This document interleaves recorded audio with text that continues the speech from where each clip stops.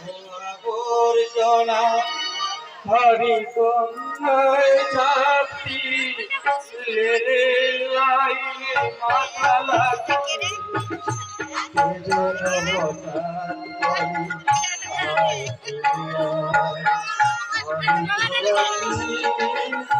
ফুল্লি থাকি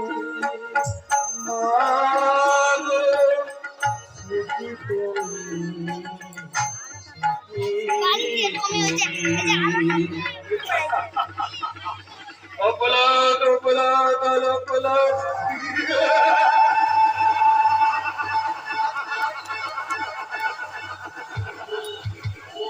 অপলাদিত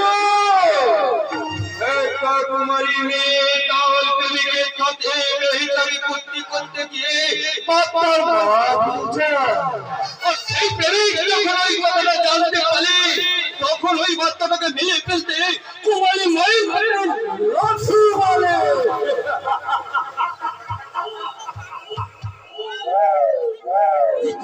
কাণ্ড বলে হাই হোলি না কে হোলি আর পালে কে মরণী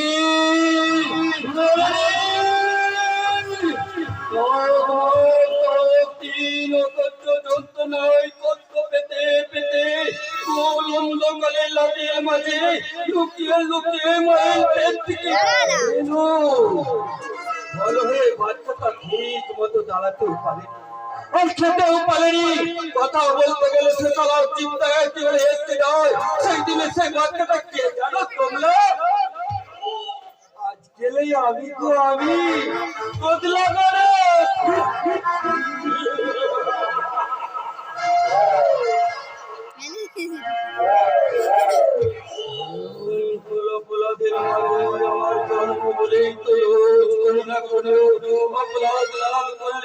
আমি শান্তিতে থাকতে পারিনি নাগের সরাসরি কামাল কাঁপতে থাকে মাথাটা কেন গমের মতো ভক্ত হয়ে যায় থাকেল বাচ্চারা যেমন লেগেছে নিজের নিজেই কামাল লেগে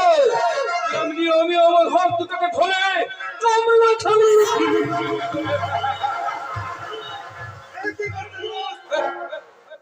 আরে আমার লাগবে কে আমি একটু পথে আসছিলাম বল তোরা আমার শিকারটাকে ধরে নিয়ে এসেছিস তো বস কি বলছেন বস আপনার শিকারটাকে তো একেবারে অবশ করে দিয়েছি বস আরে কেমন করে কি করলি কেমন করে পতালি আরে বলে যা শুনতে না আমার কত ভালোই লাগছে রে বল বল বস আর একটু দেরি হলে জল ফেলার আগে বাকি পুরোট করে উড়ে যেত এই ধরো বুলুদের বাচ্চা কি হলো কি হতো সেটা তুই আমাকে বলি কি হয়েছে সেটা খুলে বল বলছি বস বলটা তার নতুন বিয়ে করা বউটাকে নিয়ে মুম্বাই যাওয়ার জন্য প্রস্তুত কি বললি আরে কি বললি নতুন বিয়ে করা বউ আলে খুব ভালো নতুন বউটাকে তুই এখন নিয়ে আয় কিন্তু বউটাকে তো আমি নিব আমরা তো সেই বটটাকে এই বল ছুচো গাধা পাগলের মতো তোরা হাজার মতো কি বলছিস একটা রাস্তার মাঝে নতুন বউটাকে একা পেলে তোরা তুলে এলি খারাপ করছিস তোদের তুলে তোয়া মায়া বলে কিচ্ছু নেই আমি তো আনতে চেয়েছিলাম বস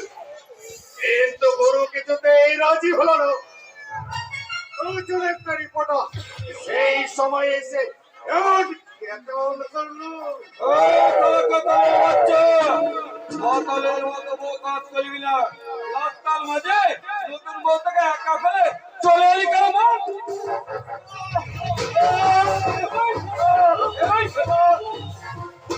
ধরে আনতে গেলে আমরা এই যে পাবলিক হাতে ধরা পড়ে না বস তাছাড়া এই লাটাইটা যখন আমাদের হাতের মুঠোয় তখন সুতো ধরে টান মারলে আপনার হাতে ঘড়ি নাগালের মধ্যে চলে আসবে থানায় নিয়ে যাওয়ার নাম করে আপনারা আমার কোথায় আলে ভাই তুমি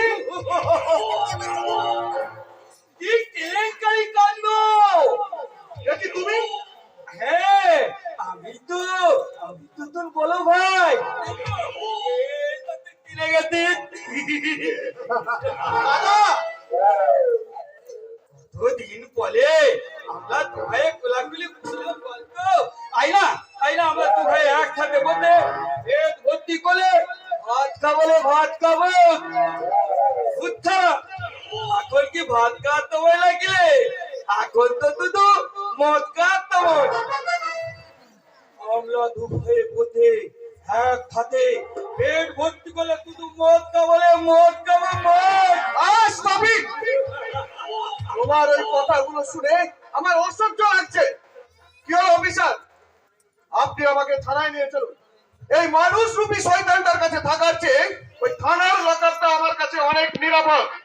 কিন্তু আপত্তি আপনাকে আষ্টে পৃষ্ঠে জড়িয়ে ধরেছে নির্মাল্য বাবু,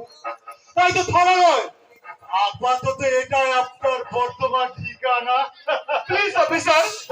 এইভাবে আপনি আমার সময় সর্বনাশ করবেন না। আপনি আমাকে আইনের হাতে তুলে দিন, তাতে একদিন না একদিন আমি নিজেকে নির্দোষ প্রমাণ করার সুযোগ পাবো। কিন্তু এই লম্পট শয়তানটার কাছে রেখে গেলে আমি হয়তো আর বাঁচারই সুযোগ পাবো না। আর আমি হামিনদার থেকে হয়ে গেলাম এই বাচ্চু মস্তানের সাগরে অনেক মস্তান।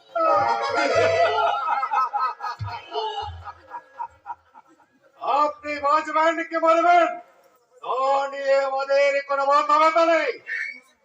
আমরা শুধু এই বসের কথা মতো কাজ করছি। বসের কথা মতো মানে অনেকটা অতি সহজ করে আপনাকে বুঝিয়ে দিচ্ছি। আমাদের 14 পুরুষ কেউ কখনো পুলিশ অফিসার ছিল না, আর আজও নেই। এই মানে তবে যে তখন আপনি বললেন লোকাল থানার ওসি বংশী বদন বাস, ওটা তো তোকে পা দিয়ে ফেল